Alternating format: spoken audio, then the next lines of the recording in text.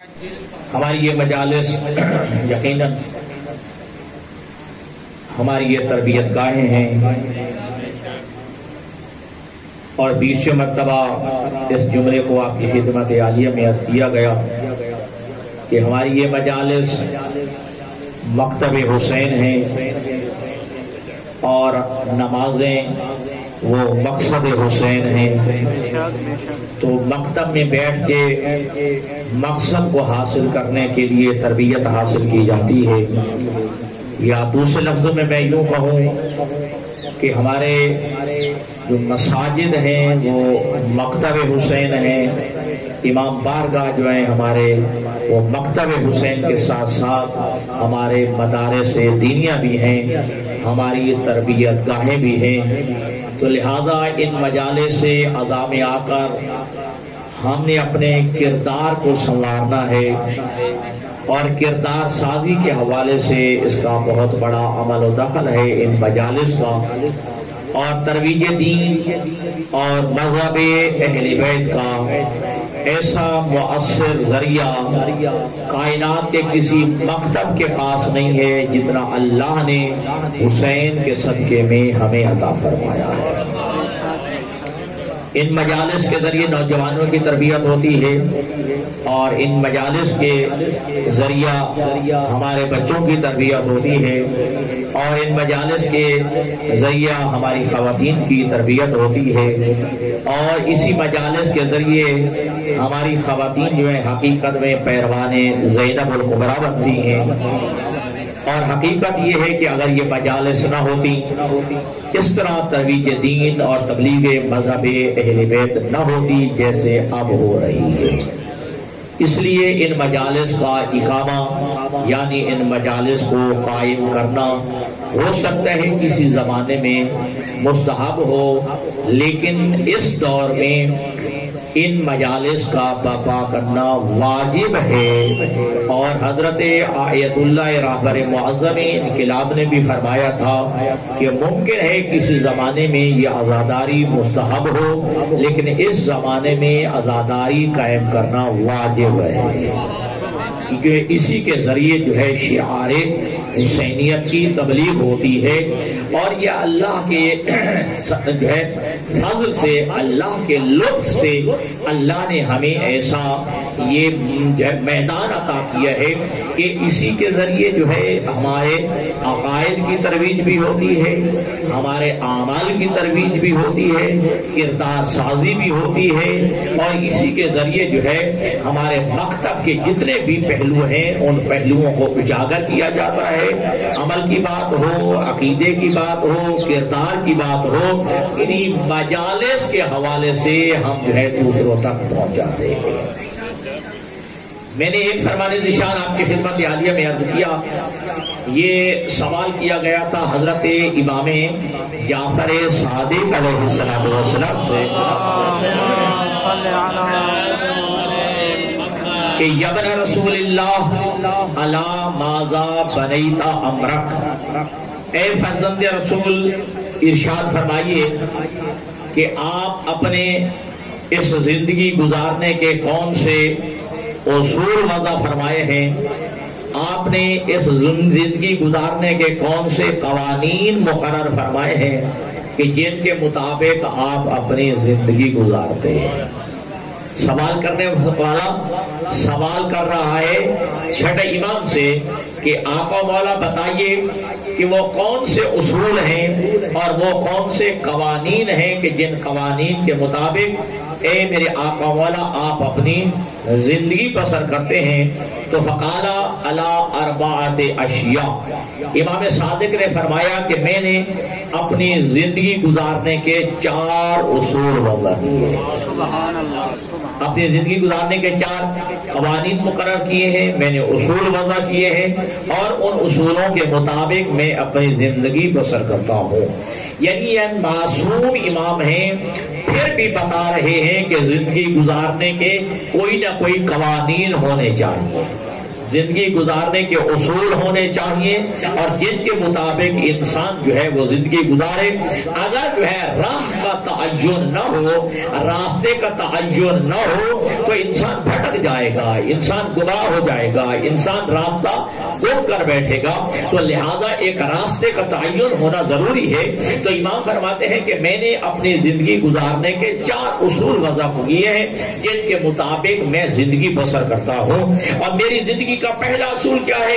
علمت ان عملی لا یعملہ غیری فاجتہدت. کہ میری زندگی کا پہلا اصول یہ ہے کہ مجھے معلوم ہے، مجھے یقین ہے کہ میرا عمل میرا غیر انجام نہیں دے سکتا، اس لیے اپنا عمل میں خود انجام دینے کی کوشش کرتا ہوں.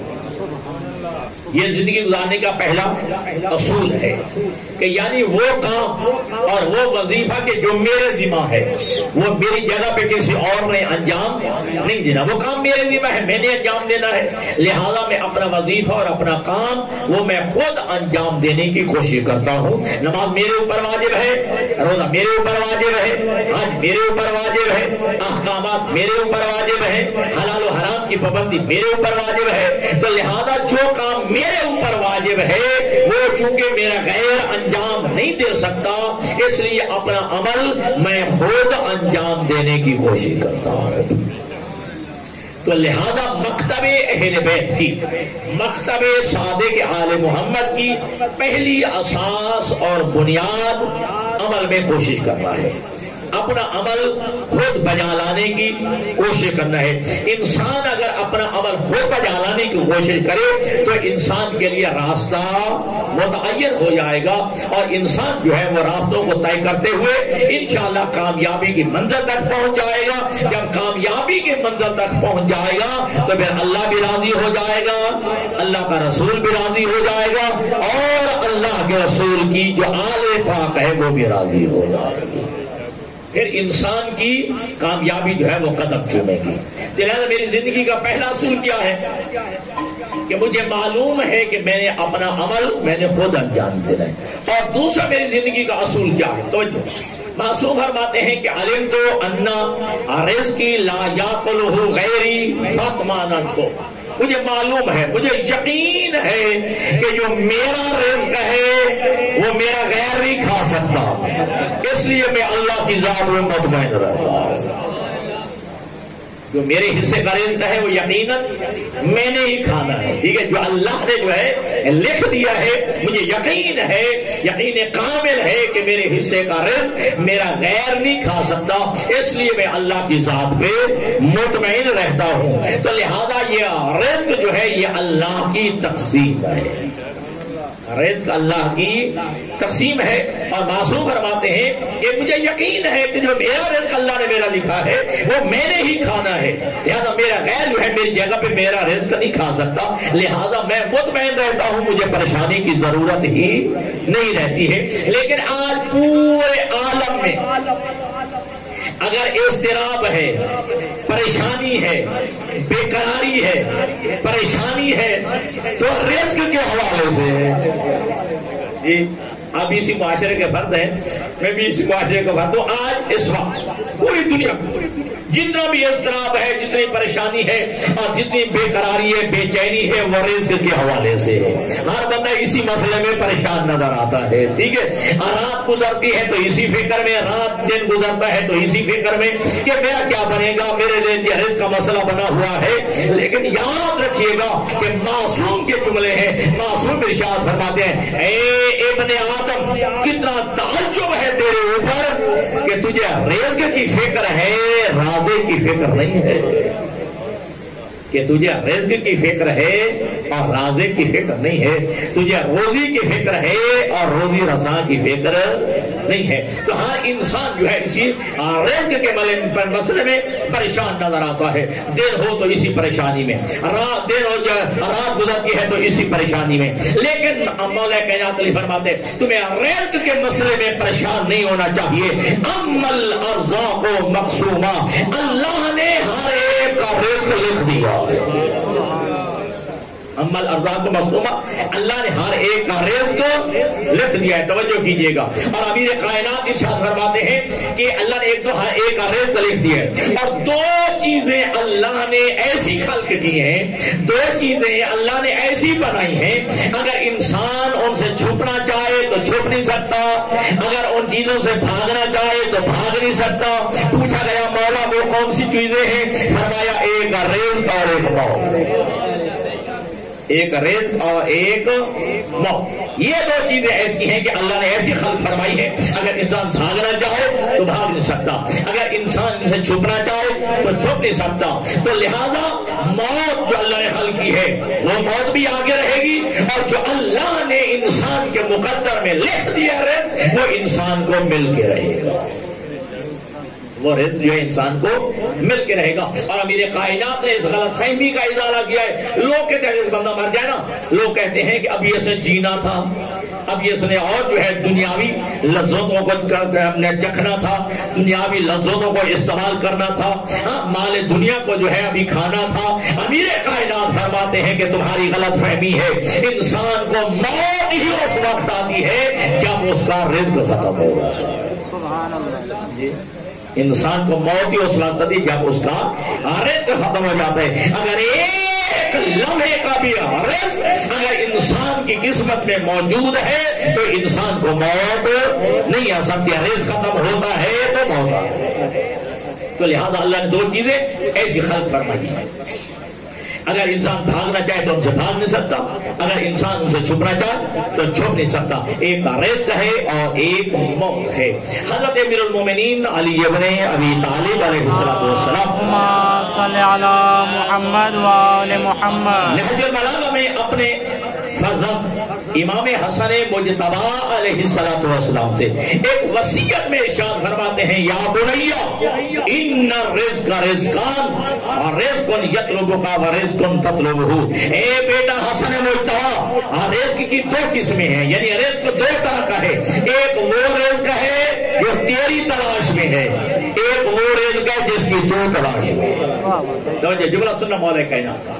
علی فرماتے کہ اے بیٹا حسن مجتبی، رزق دو طرح کا ہے، ایک وہ رزق ہے جو تیری تلاش میں ہے اور ایک وہ رزق ہے جس کی تو تلاش میں ہے. علی نے خوبصورت جملہ فرمایا کہ اے بیٹا حسن مجتبی یاد رکھو کہ وہ رزق جس کی تم تلاش میں ہو ممکن ہے وہ رزق ملے یا نہ ملے، لیکن وہ رزق جو تیری تلاش میں ہے تجھے مل کے رہے گا. جی لہٰذا وہ رزق جو تیری تلاش میں ہے وہ تجھے مل کے رہے گا. اگر تو جو ہے لاکھ بھی بھاگنا چاہے تو اس رزق سے بھاگ نہیں سکتا ہے.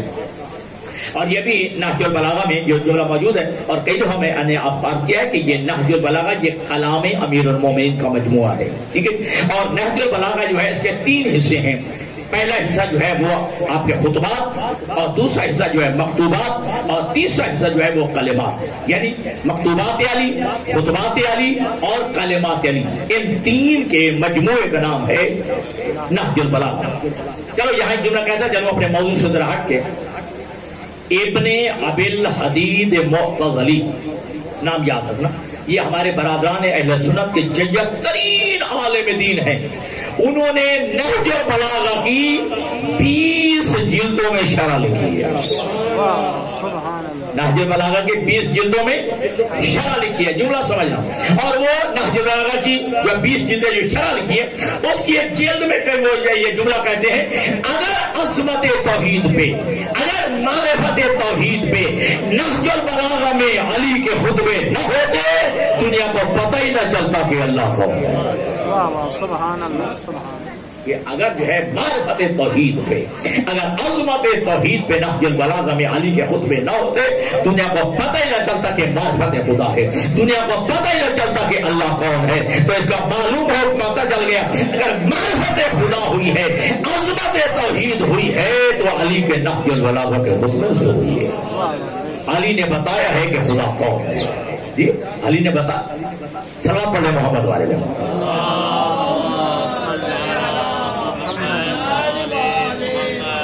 علی نے بتایا ہے کہ عظمت توحید کیا ہے. اور ایک بات اور بھی ذہن میں رکھیے گا، جتنے بھی اللہ نے آل محمد کو کمالات عطا کیے ہیں، یہ میرا جملہ سمجھ، جتنے بھی کمالات اللہ نے آل محمد کو عطا کیے ہیں، ہر معصوم نے ان کمالات کا اظہار اپنی شخصیت منوانے کے لیے نہیں کیا، عظمت توحید منوانے کے لیے، عظمت توحید منوانے کے لیے کیا ہے۔ تو لہذا یہ نہج البلاغہ جو ہے امیر کائنات کا جو ہے کلام ہے، تو یہ کیا کہتے ہیں کہ اگر عظمت توحید پہ، معرفت توحید پہ اگر نہج البلاغہ میں علی کے خطبے نہ ہوتے، دنیا کو پتہ ہی نہ چلتا کہ معرفت خدا ہے کیا ہے، دنیا کو پتہ ہی نہ چلتا کہ اللہ کون ہے۔ میں یہاں پہ ایک جملے کا اضافہ کیا کرتا ہوں، اگر نہج البلاغہ میں علی کے خطبے نہ ہوتے تو دنیا کو پتہ ہی نہ چلتا کہ معرفت خدا کیا ہے۔ اور میں کہا کرتا ہوں صحیفہ کاملہ جسے صحیفہ سجادیہ کہتے ہیں، اگر نہ صحیفہ سجادیہ میں یعنی صحیفہ کاملہ میں اگر سید سجاد کی، امام زین العابدین کی دعائیں نہ ہوتی، دنیا کو پتہ ہی نہ چلتا کہ اللہ سے مانگنا کیسے ہے۔ ذرا صلوات پڑھیں محمد والے۔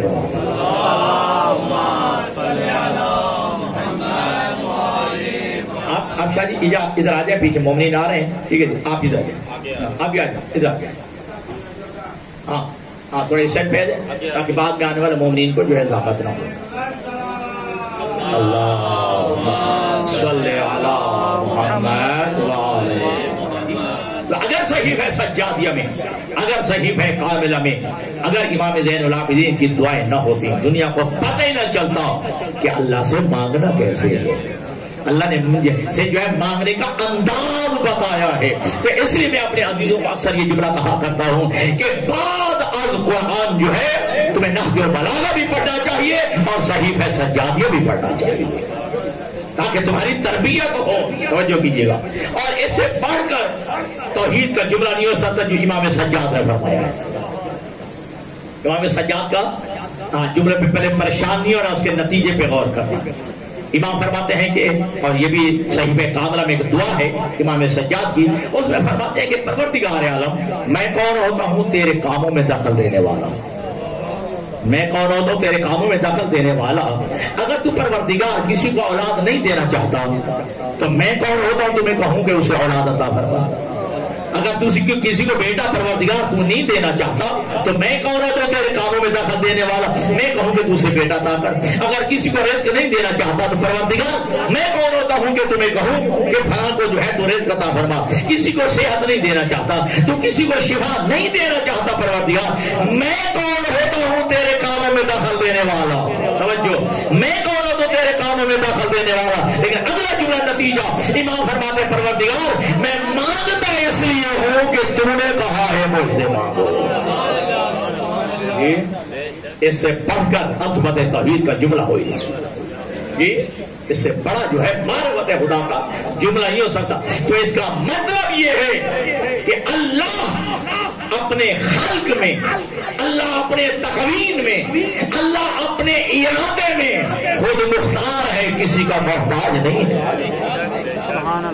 اللہ خلق کرنے میں، اللہ جو ہے تدبیر کائنات میں جو ہے، اللہ جو ہے کائنات کو بنانے میں جو ہے اللہ کسی کا محتاج نہیں ہے۔ اللہ اپنے ارادے و اختیار سے کام کرتا ہے، اللہ کسی سے مشورہ نہیں لیتا ہے۔ یہ جملہ ذہن میں رکھے گا، یہ عظمت توحید اور معرفت خدا کا جملہ ہے کہ اللہ اپنے ارادے و اختیار میں با اختیار ہے، اللہ اپنے کاموں میں کسی سے مشورہ نہیں لیتا۔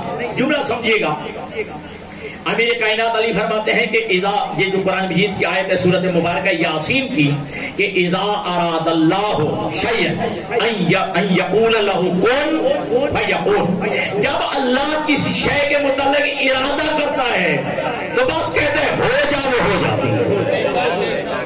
یہ سورۃ مبارکہ یاسین ہے، سمجھ جا، ٹھیک ہے جی، کہ جب اللہ کسی شے کے متعلق ارادہ کرتا ہے تو اب اللہ کو نہ مٹیریل کی ضرورت ہوتی ہے، نہ اللہ کو وقت کی ضرورت ہوتی ہے، نہ اللہ کو آلات کی ضرورت۔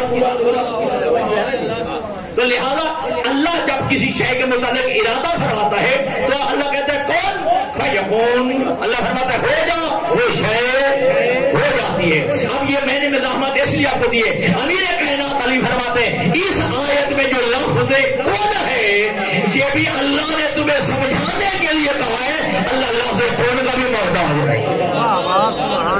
سبحان اللہ، تو بات کی سمجھ آئیے؟ ماشاء اللہ۔ اللہ لفظ کون کا بھی کاف نون کہ اللہ کہے کون، ٹھیک ہے، یہ لفظ کاف نون کہ اللہ کہے کس جگہ کے لیے کون کہ وہ ہو جا اور وہ ہو جائے۔ اللہ لفظ کون کا بھی محتاج نہیں ہے، اللہ نے تمہیں سمجھانے کے لیے سوال کیا۔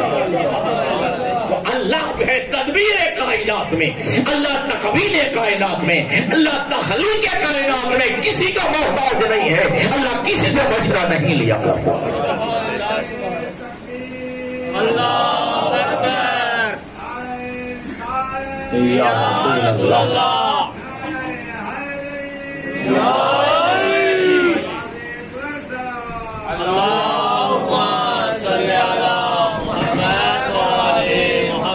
یہ بات کہیں سے کہیں چلی گئی ہے کہ عرض کر رہا تھا کہ امیر کائنات کے کلام کا مجموعہ ہے نہج البلاغہ ایک، اور دوسرا جو آپ کے کلام کا مجموعہ ہے اسے کہتے ہیں غور اور الحکم، وہ آپ کا دیوان جسے شاعر کا کلام ہوتا ہے جو اشعار کے وزن پہ ہوتا ہے، ٹھیک ہے جی، وہ یہ نہج البلاغہ جو یہ نثر کہہ لیجیے اور وہ جو ہے وہ اشعار کہہ لیجیے۔ تو علی بن ابی طالب کے کلام کے دو مجموعے ہیں، نہج البلاغہ اور دوسرا غور اور الحکم۔ اب میں جملہ دینا چاہتا ہوں، ذہن میں رکھے گا، نہج البلاغہ کے علاوہ اور دیوان جو ہے غور اور الحکم، اس کے علاوہ اگر کوئی کہتا ہے علی کا کلام فلاں ہے تو وہ جھوٹ ہے، بس کائنات میں دو علی کے کلام، وہ علی کی طرف جھوٹ کر کے منسوخ کیا جا رہا ہے، ٹھیک ہے۔ تو بہرحال امیر کائنات جو ہے نہج البلاغہ میں کلمات کسار میں ایک جملہ ہے، امیر کائنات سے پوچھا گیا کہ آقا مولا اگر لک و دک صحرا ہو جائے، جنگل ہو، وہاں ایک بندہ بٹھا دیا جائے اور اوپر سے ایک کمرہ تعمیر کر دیا جائے اور اس کمرے میں سوئی کے نکے کے برابر بھی سوراخ نہ ہو تو کیا یائلی اسے بھی رزق ملے گا؟ توجہ، کیا یائلی اسے بھی رزق ملے گا؟ ایک بندہ ہے اوپر بٹھا، اوپر کمرہ تعمیر کر دیا ہے اور کمرہ بھی ایسا تعمیر ہوا کہ جس میں ایک سوئی کے نکے کے برابر بھی سوراخ نہیں ہے، تو کیا یائلی اسے بھی رزق ملے گا؟ علی فرماتے ہاں ہاں اسے بھی رزق ملے گا۔ وہ کہتے مولا کہاں سے آئے گا؟ علی فرماتے جہاں سے اس کی موت آئے گی، کہ جہاں سے اس کی موت آئے گی وہاں سے اس کا رزق بھی آ جائے گا۔ تو جس اللہ کے قبضہ قدرت میں اس کی موت ہے، اس کے قبضہ قدرت میں اس کا رزق بھی لکھا ہوا ہے۔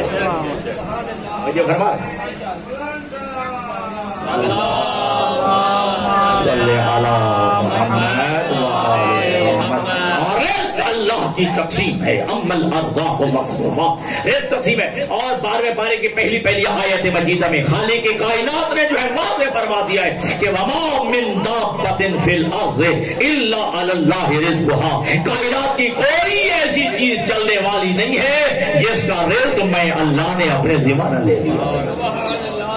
لہذا کائنات کا تمام چیزوں کا رزق اس پروردگار کے ذمہ ہے۔ اب دو کام ہیں، ایک کام ہے جو اللہ کے ذمہ ہے اور ایک کام ہے میرے عزیزہ حافظ احمد رضا جو ہمارے ذمہ ہے۔ کیا؟ جو ہمارا رزق ہے یہ ہے اللہ کے ذمہ، بات سمجھنا آپ تک، ٹھیک ہے؟ ہمارا رزق وما جاری اللہ کے ذمہ ہے، وما من دابۃ فی الارض الا علی اللہ رزقها، کہ پوری کائنات کا رزق اللہ نے اپنے ذمہ لے لیا۔ تو ہمارا رزق اللہ کے ذمہ اور ہمارے ذمہ اللہ نے کیا لگایا؟ فرمایا وما خلقت الجن والانس الا لیعبدون، تمہارا رزق میرے ذمہ ہے اور میری عبادت تمہارے ذمہ ہے۔ سبحان اللہ، یہ کہ تمہارا رزق جو ہے وہ میرے ذمہ ہے اور میری عبادت تمہارے ذمہ ہے۔ تو پھر کتنے افسوس کی بات ہے کہ جو اللہ کے ذمہ کام ہے اس کی بڑی فکر ہے، خود ہمارے ذمہ کام ہے اس کی فکر ہی نہیں ہے، نہ کبھی نماز، نہ روزہ، نہ حج، نہ زکات، نہ مسجد، نہ جمعہ جماعت، جی جو اللہ کی عبادت ہے جو ہمارے ذمہ ہے اس کی کبھی پرواہ ہی نہیں ہے۔ تو وما من دابۃ فی الارض الا علی اللہ رزقها، پوری کائنات کا رزق اللہ نے اپنے ذمہ لیا ہے۔ اس لیے معصوم فرماتے ہیں کہ رزق کے حوالے سے تمہیں پریشان نہیں ہونا چاہیے۔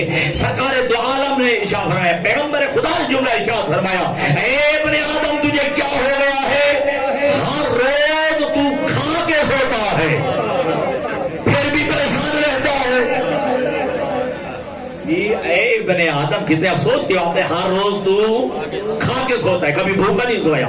تیرے حصے کا رزق تجھے مل جاتا ہے پھر بھی پریشان رہتا ہے، اور تیری زندگی میں سے ہر روز ایک دن کام ہو جاتا ہے پھر بھی مطمئن نظر آ رہا ہے. تیری زندگی سے ایک دن ہر روز جو ہے ایک دن کم ہو رہا ہے، لیکن تو پھر بھی مطمئن رہتا ہے.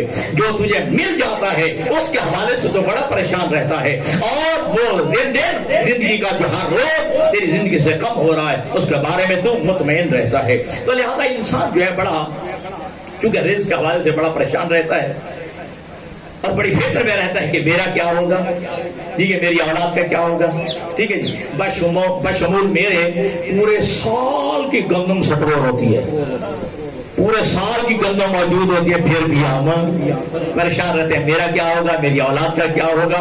لیکن آئیے علی کا مولا کائنات کے جملے سنیے. علی فرماتے ہیں کہ لا تحلفنک وراءک شیئا من الدنیا، اے بیٹا حسن مجتبی، دنیا کی کوئی چیز بھی ہے چھوڑ کے نہ جانا، جو تیرے پاس ہے اپنی زندگی میں خرچ کر کے جانا. جی چلو آپ جو ہے تھکے نہیں ہو تو امیر کائنات کا جملہ سن لیجیے.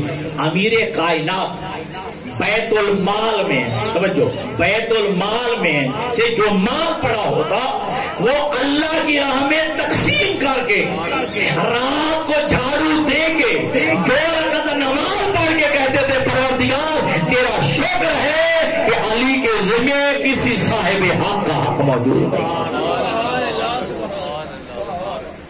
علی ابن ابی طالب کے ذمہ کسی کا صاحب حق کا حق موجود نہیں ہے. علی بیت المال میں سے جھاڑو دے کے جی اللہ کی راہ میں تقسیم کر کے 2 رکعت نماز پڑھ کے کہتے کہ پروردگار تیرا شکر ہے کہ علی نے ہر صاحب حق کا حق ادا کر دیا ہے. اور علی ابن ابی طالب کی زندگی کا طرز عمل دیکھیے. ہمارے برادران اہل سنت کے عالم دین امام غزالی نے احیاء العلوم میں جملہ لکھا ہے، جملہ بڑا خوبصورت جملہ سننا. وہ فرماتے ہیں کہ علی ابن ابی طالب نے جب مسند خلافت کو سنبھالا، ٹھیک ہے جی، تو علی ابن ابی طالب جب مدینہ سے کوفہ تشریف لائے تو علی ابن ابی طالب نے ایک جملہ ارشاد فرمایا، اے لوگوں میں 4 چیزیں اپنے ساتھ لے آیا ہوں، میں 4 چیزیں اپنے ساتھ لے آیا ہوں. ایک تلوار، ایک سواری، ایک لباس جو میں نے پہنا ہوا ہے، اور چوتھی چادر. ٹھیک ہے، اور پتہ ہے آپ کو چادر دی ہے جی، جب رات ہوتی تو چادر اوپر لے لیا کرتے تھے، دن کو اسی چادر میں اپنی سواری کو چارہ ڈالتے تھے. یہ ہے علی ابن ابی طالب کی زندگی کا طرز عمل. لیکن جملہ سنا جو علی فرماتے ہیں، علی فرماتے ہیں کہ میں 4 چیزیں اپنے ساتھ لے کے آیا ہوں. ایک تلوار لے کے آیا ہوں، اور ایک سواری ساتھ لے کے آیا ہوں، ایک لباس جو میں نے پہنا ہوا ہے، اور ایک چادر میں اپنے ساتھ لے آیا ہوں.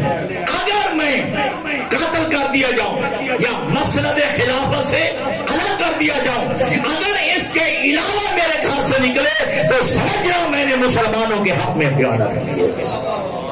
کائنات میں ایسا امام ملے گا؟ اگر اس کے علاوہ میرے گھر سے کچھ نکلے تو سمجھنا کہ میں نے مسلمانوں کے حق میں خیانت کی ہے. اور امام غزالی کہتے ہیں کہ علی ابن ابی طالب نے اپنا پورا دور خلافت اسی ایک لباس میں گزارا. جی تو فرماتے ہیں کہ یا بنیا لا تخلفنک وراءک شیئا من الدنیا، اے بیٹا حسن مجتبی دنیا کی کوئی چیزیں پیچھے چھوڑ کے نہ جانا. کیوں؟ اگر چھوڑ کے جائے گا تو یقیناً وہ تیری اولاد کو ملے گا، وہ تیری اولاد کو ملے گا. اور تیری اولاد 2 حال سے خالی نہیں ہے. تیری اولاد یا اللہ کے دشمن بنے گی یا اللہ کی دوست بنے گی.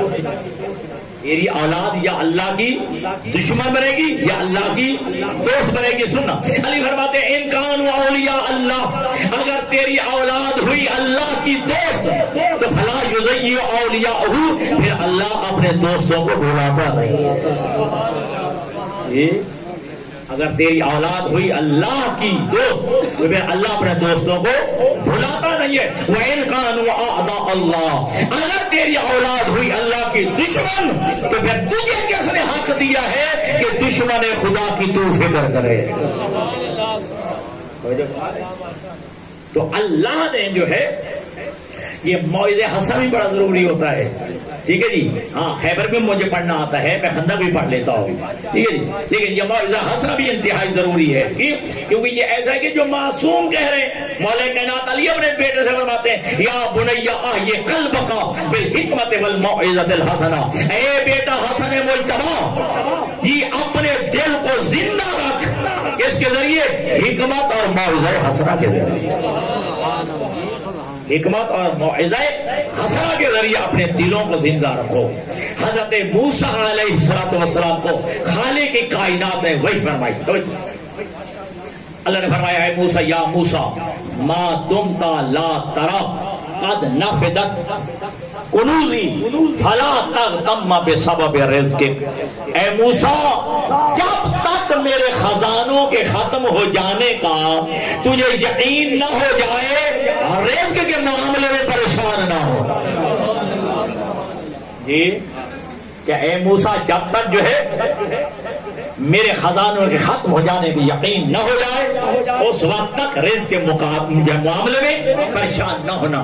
پھر خالق کی آواز آتی یا موسیٰ ما دمت لا تری زوال ملکی فلا ترجع الی غیری. اے موسیٰ جب تک میرے اقتدار اور میری حکومت کے ظاہر ہو جانے کا، میری حکومت کے ختم ہو جانے کا تجھے یقین نہ ہو جائے میرے غیر کے دروازے پہ نہ جانا. جب تک میرے حکومت کے اور اقتدار کے ختم ہو جانے کا یقین نہ ہو جائے میرے غیر کے دروازے پہ نہ جانا. اور پھر فرمائے گا یا موسیٰ ما دمت قد تغفر ذنوبک فلا تشتغل بعیوب غیرک. اے موسیٰ جب تک تجھے اپنے گناہوں کے بخشے جانے کا یقین نہ ہو جائے غیر کے عیب تلاش نہ کرنا. اللہ اکبر یا رسول اللہ اللہم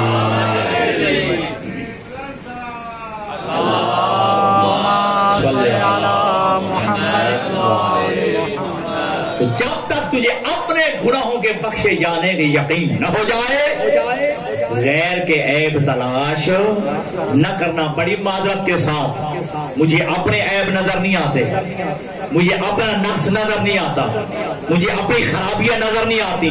جی کبھی جو ہے غلام بادشاہ صاحب کے عیب، کبھی جو ہے اختر شاہ صاحب کے عیب، کبھی مدن شاہ صاحب کے، کبھی فلان صاحب کے. جی لوگوں کے عیب مجھے بڑے نظر آتے ہیں، اپنے عیب کبھی نظر نہیں آتے.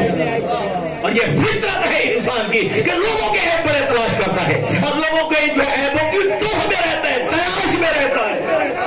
اس طرح کسی کا عیب میرے ہاتھ میں آ جائے، کسی کا نقص میرے ہاتھ میں آ جائے، کسی کی کمزوری جو ہے میرے ہاتھ میں آ جائے اپنے عیب نظر نہیں آتے، لوگوں کے عیب. اور پھر مزے لے لے کے لوگوں کے عیب، مزے لے لے کے لوگوں کے نقص جو ہے اور عیبوں کو بیان کیا جاتا ہے. اور یاد رکھیے گا کہ معصوم کے جملے ہیں، معصوم ارشاد فرماتے ہیں کہ لوگوں کے عیب تلاش کرنے سے پہلے اپنے عیب تلاش کریں.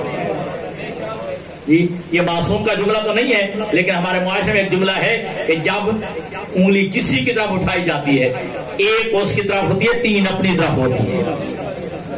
جی جب کسی طرف انگلی اٹھائی جاتی ہے تو ایک اس کی طرف ہوتی ہے، تین انگلیاں اپنی طرف ہوتی ہیں. تو غیر کے عیب تلاش کرنے سے پہلے اپنے عیب تلاش کر. ٹھیک. اور آج ہمارے معاشرے میں عیب تلاش کیے جاتے ہیں، لوگوں کے جو ہے نقص، لوگوں کی کمزوریاں جو ہے تلاش کی جاتی ہیں، لیکن کبھی حقوق کی طرف جو ہے متوجہ نہیں ہوتے. لیکن یاد رکھیے گا یہ دنیا جو ہے دو چیز کا نام ہے، حقوق اور فرائض کا نام ہے. جی اور بڑی معذرت کے ساتھ ٹھیک ہے جی ہم جو ہے اپنے حقوق کی بڑی پاسداری ہے. میرا یہ حق ہے، میرا حق میری اولاد پہ یہ ہے، میرا حق میری بیوی پہ یہ ہے، میرا حق جو ہے میرے شاگردوں پہ یہ ہے، میرا حق جو ہے میرا چھوٹوں پہ یہ ہے. کبھی اپنے فرائض کو بھی دیکھا ہے کہ تیرے فرائض بھی ہیں کہ اپنی بیوی کے ساتھ حسن سلوک سے کیسے پیش آنا ہے، اپنی اولاد کے ساتھ ان کے حقوق کو کیسے ادا کرنا ہے.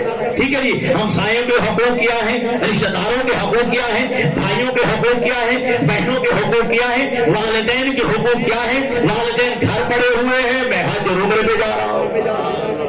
جی جی ہاں گھر میں جو ہے والدین بوڑھے پڑے ہوئے ہیں, انہیں جو ہے کوئی دوائی لے کے دینے والا نہیں ہے, ان کی تیمارداری کے لیے کوئی نہیں ہے, ان کی جو ہے دیکھ بھال کے لیے کوئی نہیں ہے, اور میں ہوں کہ جو معاشرے میں اپنا اکڑ خان جو ہے بنے پھر رہا ہوں. اور دوستوں اس طرح میں جو ہے میں زیادہ نہیں آپ کو متوجہ نہیں کرنا چاہتا, میں یاد کر رہا تھا کہ کیا فرماتے ہیں کہ خالق فرماتا ہے کہ اے موسیٰ جب تک تجھے اپنے گناہوں کے بخشے جانے کا یقین نہ ہو جائے غیر کے عیب تلاش نہ کرنا.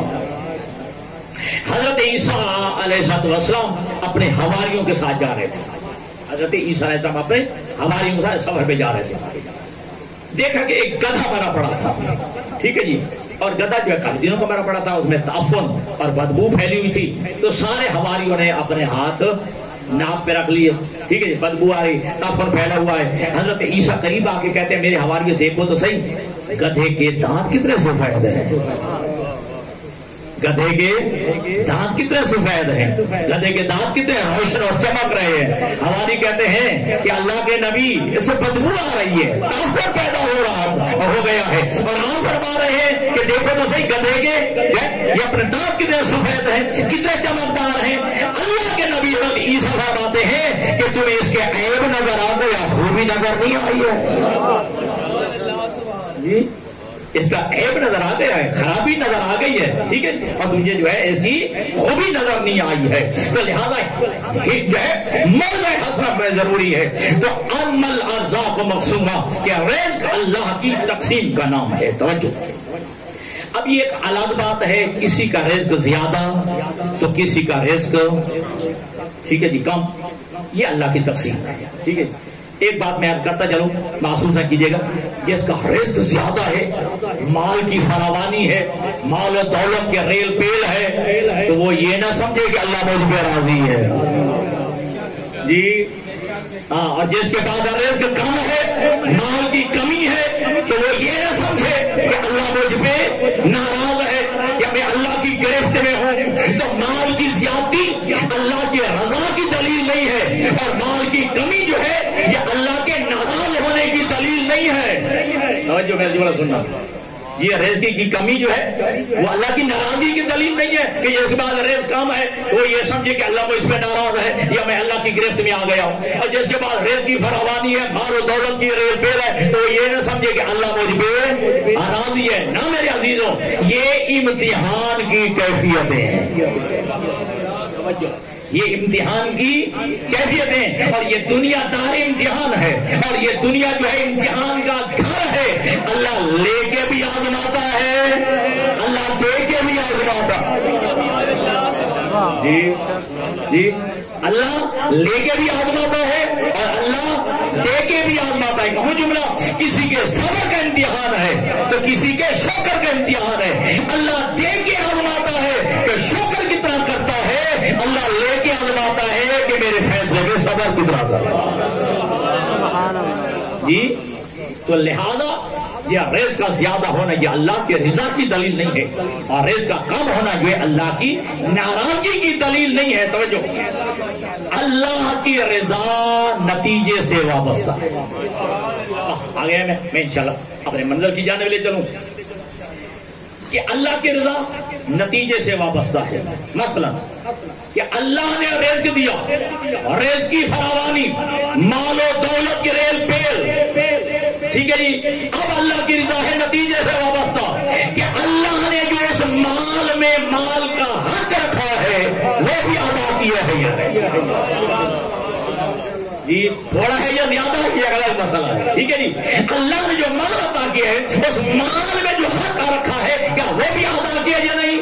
یہ مال میں حق ہے زکات کی ادائیگی, مال میں حق ہے خمس کا ادا کرنا, مال میں حق ہے صدقہ خیرات, مال میں حق ہے یتیموں کو دینا, ٹھیک ہے جی. تم اللہ کے رضا نتیجے سے وابستہ ہے. اور پھر فرمایا کہ یہ مال تو تیرا مال ہی نہیں ہے. حدیث قدسی سمجھتے ہیں نا, اللہ کا کلام ہے حدیث قدسی, قرآن بھی اللہ کا کلام ہے اور حدیث قدسی بھی اللہ کا کلام. لیکن قرآن میں اور حدیث قدسی میں کیا فرق ہے کہ قرآن جبرائیل کے ذریعے آیا اور حدیث قدسی جو ہے وہ ڈائریکٹ اللہ کا کلام ہے اپنے حبیب سے.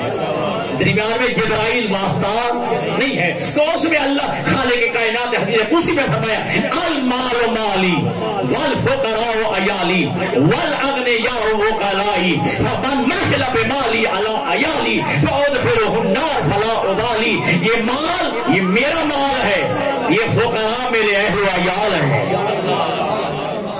یہ مال میرا مال ہے اور یہ فقراء میرے اہل و عیال ہیں. ٹھیک ہے جی. یہ غنی یہ مالدار جو ہے یہ میں اللہ کے وکیل اور نمائندے ہیں. ٹھیک ہے. فمن فخر بمالی علی عیالی, جو میرے ہی مال کو میرے ہی اہل و عیال پر خرچ کرنے میں بخل کرے گا ادخلہ النار فلا ابالی, ایسے بندے کو اٹھا کے میں جہنم میں ڈال دوں گا اور مجھے پرواہ بھی نہیں ہوگی.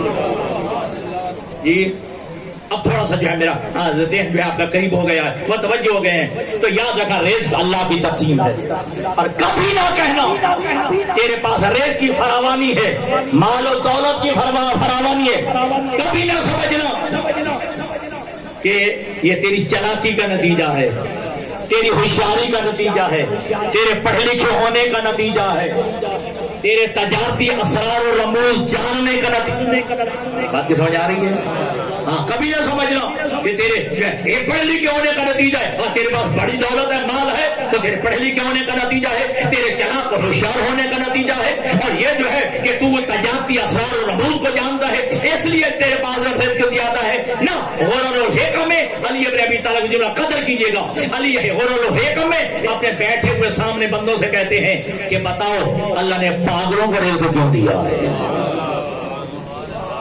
کہ اللہ نے پاگلوں کو رزق کیوں دیا ہے؟ تو کہنے والوں نے کہا مولا آپ خود ہی بتا دیجئے, مولا آپ خود ہی بتا دیجئے کہ اللہ نے پاگلوں کو رزق کیوں دیا ہے. سننا علی کا جملہ.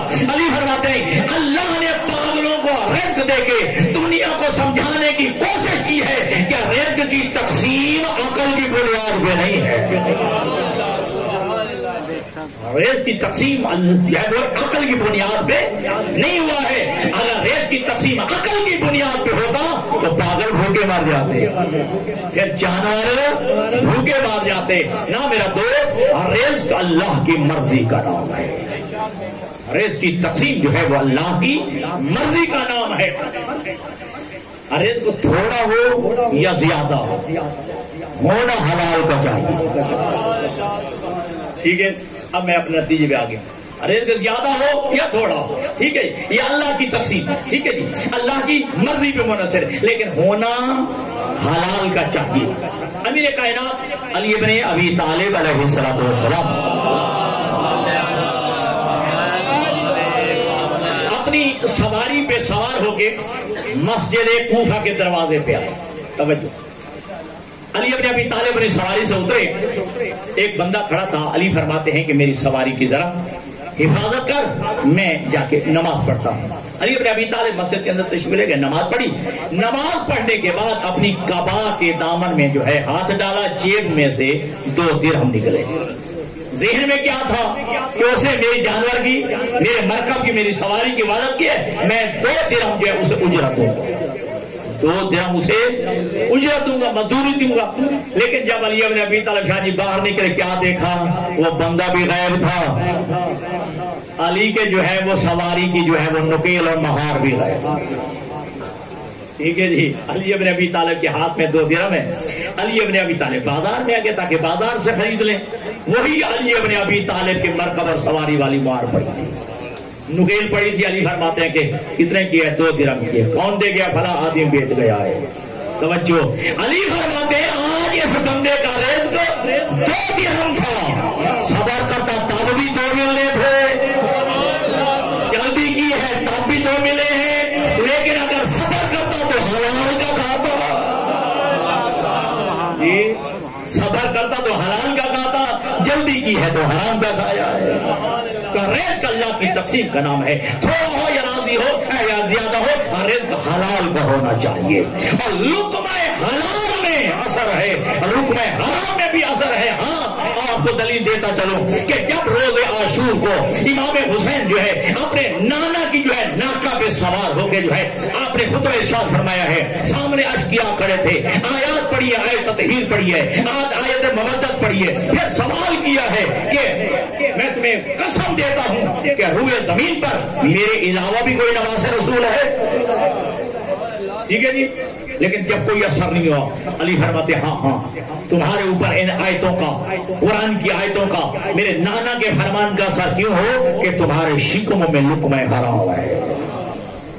تمہارے شکموں میں لقمہ حرام ہے. جب لقمہ حرام آ جاتا ہے تو پھر جو ہے نیک کام پہ جو ہے انسان کا دل نہیں کرتا ہے. لقمہ حرام ہو جائے تو پھر نہ نماز پہ دل کرتا ہے، نہ روزے پہ، نماز پاک کی ادائیگی پہ، نہ محرمات سے بچنے کے، نہ احکام شریعت پہ عمل کرنے پہ، کیونکہ لقمہ حرام کا بھی اثر ہے کہ یہ واجبات کی ادائیگی ضرور ہے. بس آپ جو ہے کہ اللہ نے تمہیں جی، آپ خود رازق کائنات ہے، رزق اللہ کا ہے، رازق اللہ ہے، ملتا تمہیں آل محمد کے وسیلے سے، ملتا تمہیں آل محمد کے وسیلے سے ہے. تو معصوم فرماتے ہیں بنا اسمرات الاشجار، ہمارے صدقے میں درخت پھل دیتے ہیں، وانبات الاسمار، ہمارے صدقے میں جو ہے یہ پھل پکتے ہیں، ونبت عشب الارض، ہمارے صدقے میں زمین کھیتی اگتی ہے، ونزل الغیث من السماء، اور ہم آل محمد کے صدقے میں آسمان سے بارش ہوتی ہے. جی تو لہذا جو ہے اللہ پہ توکل کیجئے. ٹھیک ہے، اللہ پہ بھروسہ کیجئے. اور رزق اللہ کا ہے. وہ موضوع میرا جو ہے رہ گیا کہ ممکن ہے کہ نوجوان سوال کریں جب رزق اللہ کی تقسیم ہے پھر ہمیں ہاتھ پہ ہاتھ رکھ کے بیٹھ جانا چاہیے، پھر ہمیں بازار نہیں جانا چاہیے، کاروبار نہیں کرنا چاہیے، نوکری نہیں کرنی چاہیے، جاب نہیں کرنی چاہیے جب اللہ نے لکھ ہی دیا ہے. یہ موضوع میرا ٹاپک رہ گیا، پھر انشاءاللہ کسی بات عرض کروں گا. حضرت سلیمان بن داؤد علیہ السلام نے چیونٹی سے پوچھا کہ تیری خوراک کتنی ہے؟ تو اس نے کہا 1 مہینے کی میری خوراک چاول کے 2 دانے ہیں. چاول کے 2 دانے ہیں میرے 1 مہینے کی خوراک. تو حضرت سلیمان بن داؤد نے جو ہے وہ چاول کے 2 دانے ایک ڈبی میں رکھ دیے، اس میں چیونٹی کو اوپر سے ڈھکنا بند کر دیا. توجہ. مہینے کے بعد شاید جب کھولا چیونٹی کے پاس دیکھا کہ 1 چاول کا دانا کھا چکی تھی، 1 باقی تھا. حضرت سلیمان بن داؤد کہتے ہیں کہ چیونٹی تو نے تو کہا تھا میرے مہینے کے خوراک چاول کے 2 دانے ہیں، 1 چاول کا دانا پڑا ہے، 1 ہی کھایا. کیوں؟ کہا ایسے مجھے پتا تھا دینے والا بندہ ہے. نہیں آپ نے سمجھا جو نہیں ہے جی، دینے والا بندہ ہے. ٹھیک ہے جی، اگر اللہ دینے والا تو میں سارا بھی کھا لیتی، اللہ اور بھی دے دیتا. اللہ جو ہے مجھے اور بھی دے دیتا. وہاں پہ یمنہ رزق الورا، یہ کائنات میں رزق مل رہا ہے تو حجت خدا کے صدقے. اور کیا کہنا کہ روز عاشور کو جب علی اصغر کا خون ہاتھ پہ لیا ہے تو امام نے جو ہے وہ علی اصغر کا خون زمین کی طرف پھینکنا چاہے. زمین کی آواز آتی ہے حسین یہ اصغر کا ناحق خون میرے اوپر نہ پھینکنا، قیامت تک کھیتی نہیں اگے گی.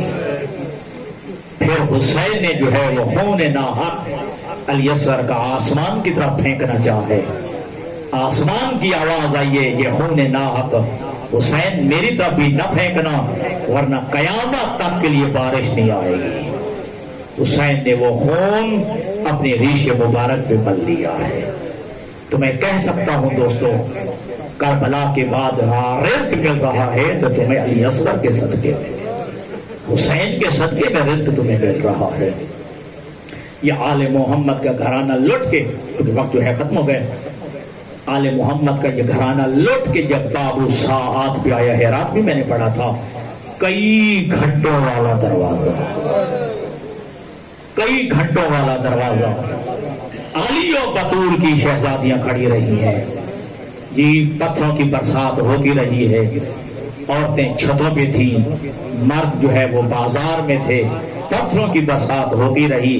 اور آپ جانتے ہیں کہ علی و بطول کی بیٹیوں کی نمازیں قضا نہیں ہوئیں. اللہ جانے علی کی بیٹی نے کیسے نمازیں پڑھی. بس رونے والوں عزاداروں پیشی شروع یہ نشے میں یہ دھوپ تھا.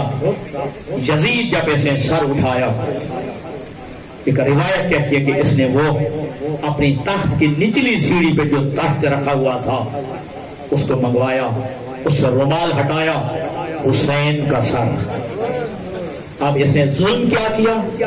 اس کے ہاتھ میں خیزران کی چھڑی تھی، اللہ آپ کے آنسوں کو قبول کرے۔ خیزران کی چھڑی تھی شاہ جی، کبھی حسین کے ہونٹوں پہ مارتا، کبھی حسین کے رخسار پہ مارتا۔ جب اس نے یہ ایسا ظلم کیا ہے نا، قاصد روم بیٹھا تھا، کہتا ہے کہ یزید یہ کون ایسا مظلوم ہے کہ شہید ہونے کے بعد بھی جو ہے اس پہ ظلم ہو رہا ہے، اس کا نام کیا ہے؟ کہا اس کا نام حسین ہے۔ قاصد روم عیسائی ہے، مسلمان نہیں ہے، اس کا نام حسین ہے۔ رب اکبر کی قسم، روایت کے الفاظ یہی ہیں، قاصد روم کہتے ہیں کیا اس کی ماں کا نام فاطمہ تھا؟ کیا اس کی ماں کا نام فاطمہ تھا؟ ہاں، اس کی ماں کا نام فاطمہ تھا۔ قاصد روم کہتا ہے یزید اپنی چھڑی ہٹا لے، میں اپنے وفد کا سربراہ بن کے تمہارے نبی کی خدمت میں گیا تھا، میں نے تمہارے نبی کو اسی ہونٹوں پہ بوسے لیتے دیکھا۔ تیرا رسول جو ہے کبھی اپنی زبان حسین کے منہ میں دیتا، حسین کے لبوں کا جو ہے بوسہ لیتا، حسین کے لبوں کو چوستا تھا۔ قصر ہونے والے عزاداروں کی اب جو ہے سے کہا تعارف کروایا جائے، کہا گیا ہاذہی زینب بنت علی، ہاذہی رقیہ، ہاذہی ام کلثوم۔ یہ روایت کے الفاظ ہیں کہ ایک بی بی جس کا نام آپ جانتے ہیں جناب فضہ، ایک بی بی کے سامنے کھڑی ہے۔ یہ یزید کہتا ہے کہ اس بڑھیا کو میرے سامنے سے ہٹاؤ، میں علی کی بیٹی سے کوئی کلام کرنا چاہتا ہوں، میں علی کی بیٹی سے کلام کرنا چاہتا ہوں، لیکن جہاں پہ فضہ ہٹنے کے لیے تیار نہیں ہے، کہتی ہے علی کی بیٹی کے سر پہ چادر نہیں ہے۔ اس نے حکم دیا جلاد کو اس بڑھیا کو میرے سامنے سے ہٹاؤ۔ وہ جلاد جب تازیانہ لے کے آیا جناب فضہ نے ملکہ حبش نے اپنے چہرے کو جو ہے جھٹکا دے کے اپنے سفید بالوں کو ہٹایا ہے، سفید بالوں کو ہٹایا ہے۔ علامہ اظہر حسن زیدی مرحوم سے کسی نے پوچھا کہ فضہ نے اپنے ہاتھوں سے کیوں بال نہیں ہٹائے؟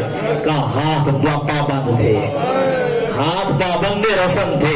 جناب فضہ نے جو اپنے سفید بالوں کو ہٹایا اور ایک جملہ کہا، او حبشیو، او حبش کے پاسیو، تمہاری غیرت کو کیا ہو گیا؟ جی تمہاری غیرت کو کیا ہو گیا؟ ایک حبشی اٹھا ہے، تلوار ہاتھ میں ہے، کہ بڑھیا کیا کہنا چاہتی ہو؟ کہا میں تمہاری شہزادی ہوں۔